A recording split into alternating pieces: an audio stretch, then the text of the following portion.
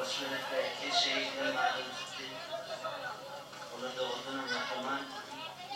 Şolara hatırlatma başlayıcı. Son taşımış. Doğurna intizar. Doğurna intizar. Kucirli feryatların. Savaş meydanlarından eyesiz gelen. Şanlı butiller. Men gözüm çatyer bu hakikata. Kucaklarda koracaklar. Korayandirler.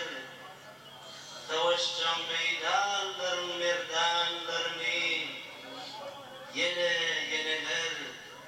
Ocaklar bereketli eneler. Hürmetine el vuruş şeydi.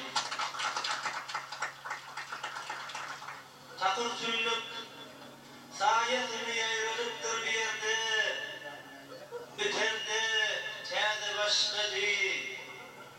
Men hıyalımda hıyaletimi yerle, sayelerden açtım arıttı yürek gözler.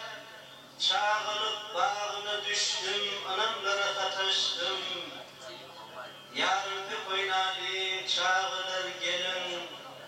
Bir salın gülün aramızda kamış köprü yoğunni.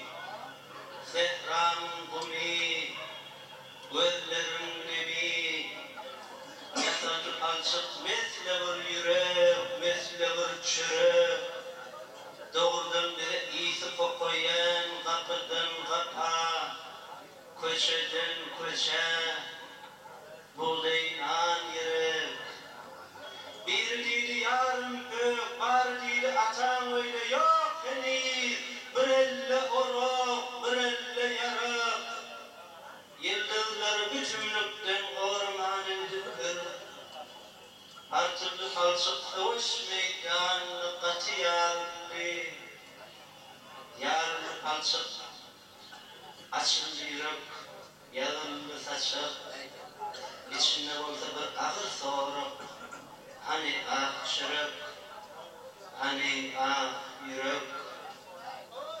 Hava kararlı, o Kur'an doldu çağılır gelin öyle gaydılın. Bir dedi oyun çaş, var dedi kalan boş, arın boş.